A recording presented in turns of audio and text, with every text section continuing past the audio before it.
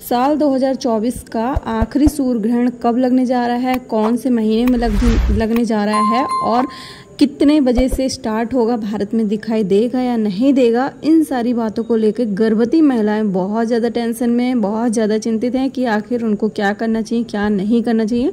और हाल ही में अभी सितंबर के महीने में भी 18 सितंबर को जो है चंद्र ग्रहण लगने जा रहा है और फिर तुरंत ही उसके अगले महीने मतलब ग्रहण सूर्य ग्रहण लगेगा। और ऐसे में गर्भवती महिलाओं को बहुत ज़्यादा प्रॉब्लम होती है। तो गर्भवती महिलाओं को कौन कौन सी सावधानी बरतनी चाहिए और ये जो ग्रहण है भारत में दिखाई दे रहा है या नहीं दे रहा, सारी जानकारी आपको डिटेल में देने वाले हैं। कितनी देर का ये ग्रहण रहने वाला है, दूसरा सूर्य ग्रहण कब पड़ेगा, कितना इसका समय है, क्या टाइमिंग है, सारा कुछ आपको डिटेल में हम बताने वाले हैं। वीडियो बहुत ज़्यादा हेल्पफुल होने वाला है, वीडियो को लास्ट तक ज़रूर देखिएगा। देखिए, सूर्य ग्रहण जो है साल का दूसरा सूर्य ग्रहण अक्टूबर माह में लगने जा रहा है। जी हाँ, अक्टूबर माह में लगने जा रहा है। दूसरा सूर्य ग्रहण कितनी देर का होगा, भारत में दिखाई देगा या नहीं देगा, इसका सूतक काल लगेगा या नहीं लगेगा, ये भी सारा आपको हम डिटेल में बताते हैं। तो सबसे पहले हम बात करते हैं कि कब लगेगा साल का दूसरा सूर्य ग्रहण। देखिए, साल का जो दूसरा सूर्य ग्रहण है पंचांग के अनुसार वर्ष 2024 का दूसरा और अंतिम सूर्य ग्रहण 2 अक्टूबर 2024 के दिन लगने जा रहा है। अब ये ग्रहण जो है वर्ष का दूसरा सूर्य ग्रहण कितनी देर का होगा, कितना क्या टाइमिंग है इसकी, इसका सूतक काल क्या रहने वाला है। देखिए, सूतक काल हमेशा 12 घंटे पहले स्टार्ट हो जाता है। मतलब कि अभी ये भारतीय समय अनुसार साल का जो दूसरा सूर्य ग्रहण है वो 2 अक्टूबर 2024 की रात को 9:12 से सुबह 3:17 तक रहने वाला है। मतलब 3:17 पर ये समाप्त होगा। सूर्य ग्रहण की अवधि कम से कम 6 घंटे की होने वाली है।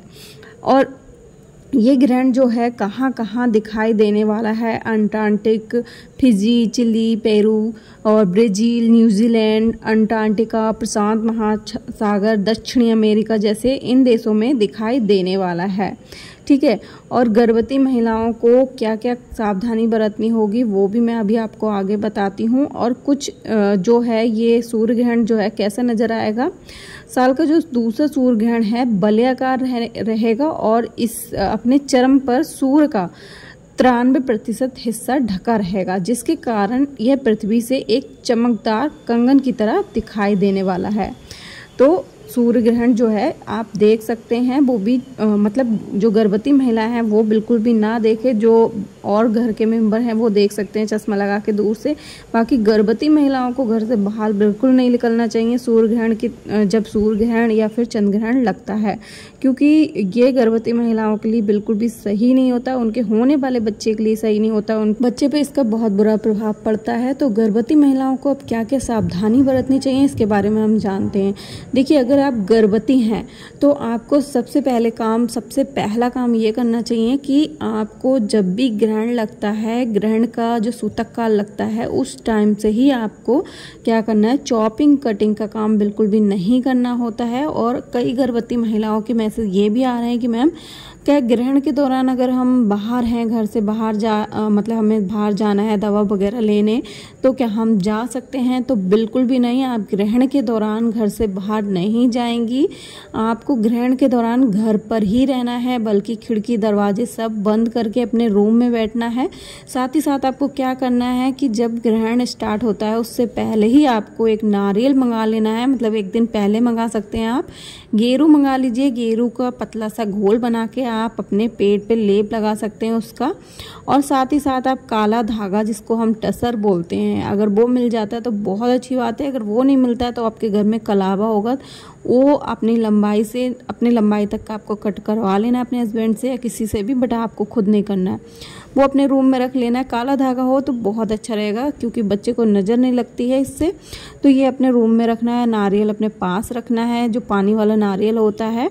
बस इतना काम आपको करना है। इससे क्या होता है, बच्चे पे इसका कोई भी बुरा असर नहीं पड़ता है, बुरा प्रभाव नहीं पड़ता है।